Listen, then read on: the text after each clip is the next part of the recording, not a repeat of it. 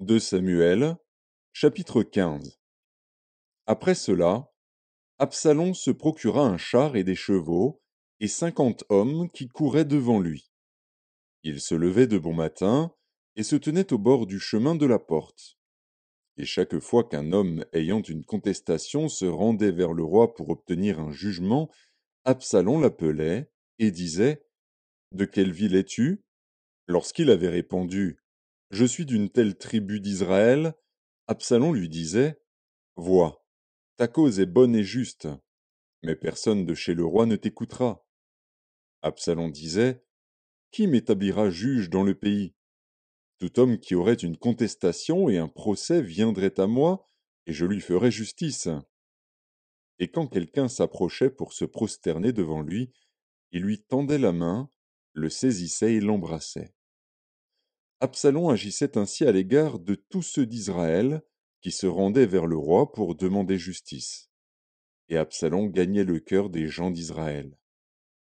Au bout de 40 ans, Absalom dit au roi, Permets que j'aille à Hébron pour accomplir le vœu que j'ai fait à l'Éternel. Car ton serviteur a fait un vœu, pendant que je demeurais à Guéshur en Syrie. J'ai dit, Si l'Éternel me ramène à Jérusalem, je servirai l'Éternel. Le roi lui dit, Va en paix. Et Absalom se leva et partit pour Hébron. Absalom envoya des espions dans toutes les tribus d'Israël pour dire, Quand vous entendrez le son de la trompette, vous direz, Absalom règne à Hébron. 200 hommes de Jérusalem, qui avaient été invités, accompagnèrent Absalom, et ils le firent en toute simplicité, sans rien savoir. Pendant qu'Absalom offrait les sacrifices, il envoya chercher à la ville de Gilo Achitophel, le Gilonite, conseiller de David. La conjuration devint puissante, et le peuple était de plus en plus nombreux auprès d'Absalom. Quelqu'un vint informer David, et lui dit, Le cœur des hommes d'Israël s'est tourné vers Absalom.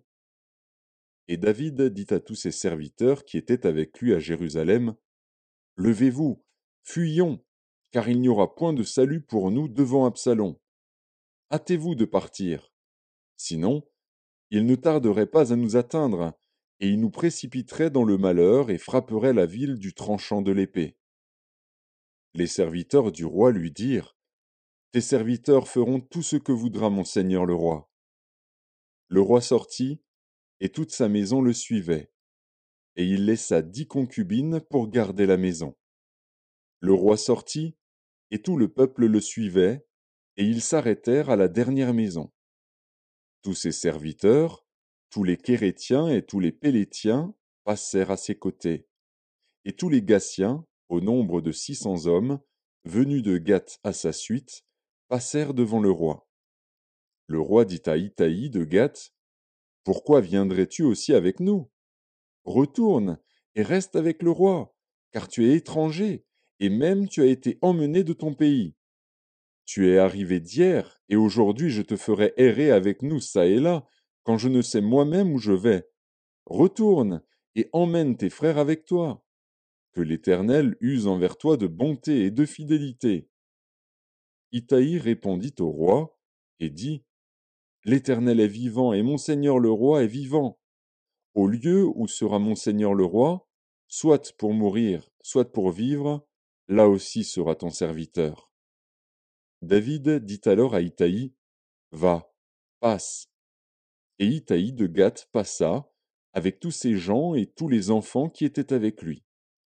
Toute la contrée était en larmes, et l'on poussait de grands cris au passage de tout le peuple. Le roi passa le torrent de Cédron, et tout le peuple passa vis-à-vis du chemin qui mène au désert. Tsadok était aussi là, et avec lui tous les Lévites portant l'arche de l'alliance de Dieu. Et ils posèrent l'arche de Dieu, et Abiathar montait, pendant que tout le peuple achevait de sortir de la ville. Le roi dit à Tsadok, Reporte l'arche de Dieu dans la ville. Si je trouve grâce aux yeux de l'Éternel, il me ramènera, et il me fera voir l'arche et sa demeure. Mais s'il dit, Je ne prends point plaisir en toi, me voici, qu'il me fasse ce qui lui semblera bon. Le roi dit encore au sacrificateur Tsadok, comprends-tu? Retourne en paix dans la ville, avec Akhimaatz, ton fils, et avec Jonathan, fils d'Abiatar, vos deux fils. Voyez, j'attendrai dans les plaines du désert, jusqu'à ce qu'il m'arrive des nouvelles de votre part.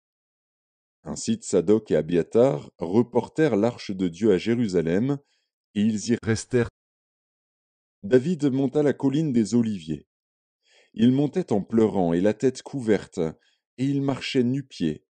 Et tous ceux qui étaient avec lui se couvrirent aussi la tête, et ils montaient en pleurant. On vint dire à David, Achitophel est avec Absalom parmi les conjurés. Et David dit, Ô Éternel, réduis à néant les conseils d'Achitophel. Lorsque David fut arrivé au sommet, où il se prosterna devant Dieu, voici, Ushaï, l'Archien, vint au-devant de lui, la tunique déchirée et la tête couverte de terre. David lui dit, Si tu viens avec moi, tu me seras à charge. Et, au contraire, tu anéantiras en ma faveur les conseils d'Achitophel si tu retournes à la ville, et que tu dises à Absalom, Ô roi, je serai ton serviteur. Je fus autrefois le serviteur de ton père, mais je suis maintenant ton serviteur. Les sacrificateurs Tsadok et Abiatar ne seront-ils pas là avec toi? Tout ce que tu apprendras de la maison du roi, tu le diras aux sacrificateurs Tsadok et Abiatar.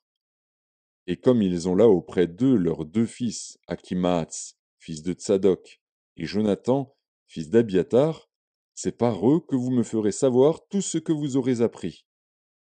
Ushaï, ami de David, retourna donc à la ville, et Absalom entra dans Jérusalem.